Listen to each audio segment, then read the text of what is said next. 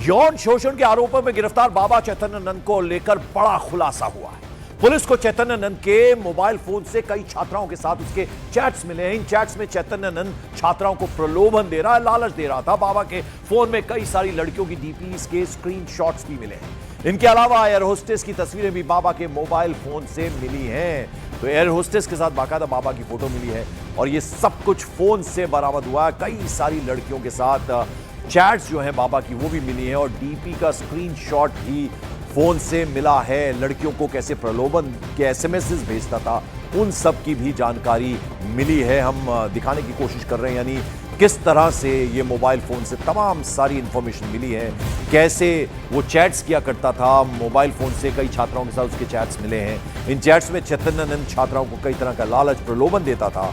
बाबा के फोन में कई सारी लड़कियों की डीपी के स्क्रीनशॉट्स भी मिले हैं। इनके अलावा कई सारी एयर होस्टेस की तस्वीरें भी बाबा के फोन से बरामद हुई हैं। यानी अब पूरी तरह से शिकंजा कसता जा रहा है बाबा चैतन्य नंद पर।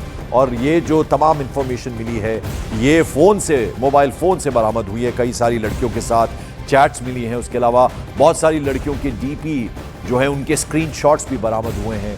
और साथ ही साथ आपको बता दें कि ये तमाम जो चीजें हैं, उसके अलावा एयर होस्टेस के साथ भी तस्वीरें बाबा की इसमें मिली हैं फोन से। किस तरह से लड़कियों को झांसा दिया करता था, प्रलोभन दिया करता था, लालच दिया करता था। और ये सारी मैसेजेस जो हैं वो चैट्स जो हुई हैं छात्राओं के साथ, एयर होस्टेस के साथ तस्वीरें मिली हैं। उसके अलावा बहुत सारी लड़कियों के डीपी के स्क्रीनशॉट्स भी बरामद हुए हैं। मोबाइल फोन के जरिए तमाम तरह के खुलासे अब हो रहे हैं। यानी कैसे सीसीटीवी के जो कंट्रोल थे वो भी बाबा के हाथों में थे। तो पुलिस के रडार पर बाबा चैतन्य नंद की 2 महिला मैनेजर भी हैं जो बाबा के अश्लील कांड में साथ देती आ रही थी। ये दोनों बाबा के लिए शिकार तलाशती थी और फिर उन्हें बाबा तक पहुंचाने में जुट जाती। एक रिपोर्ट जरा आपको दिखाते हैं।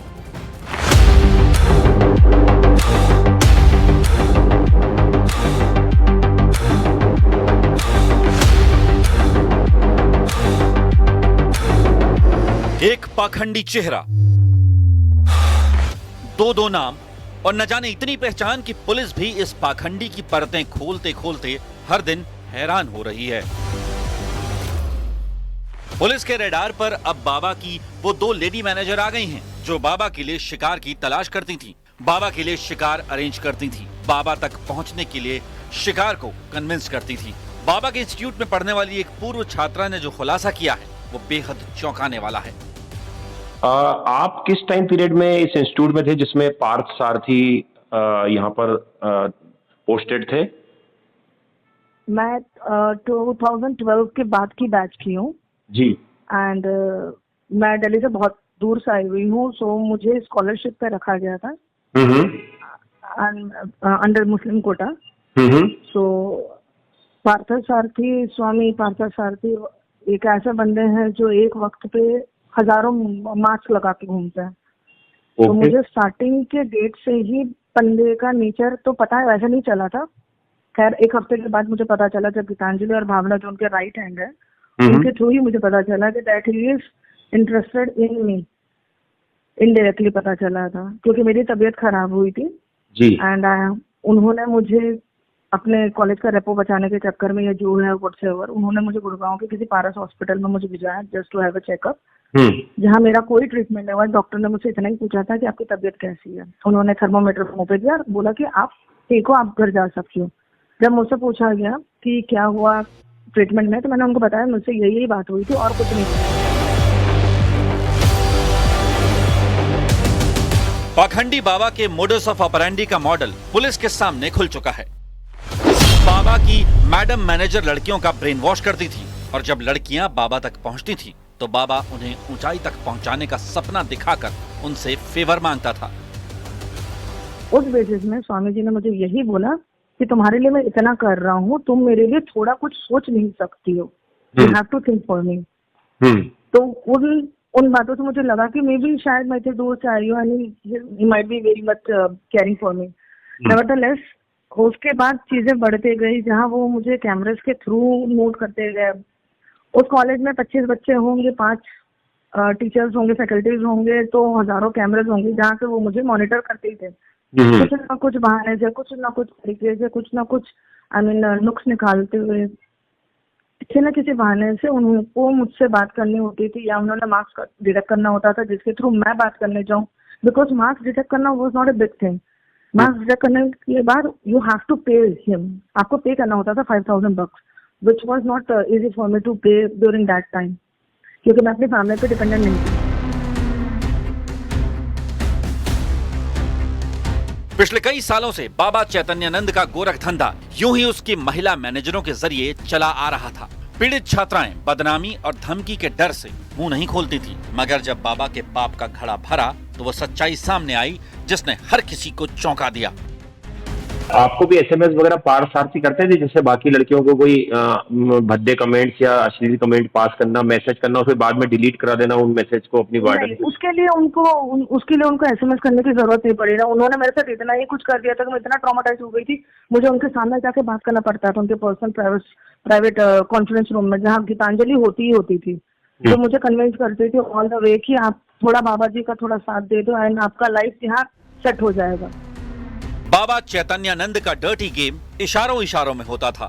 न तो कोई इस बारे में खुलकर बोलता था और न ही खुलकर इस पर बातें होती थी।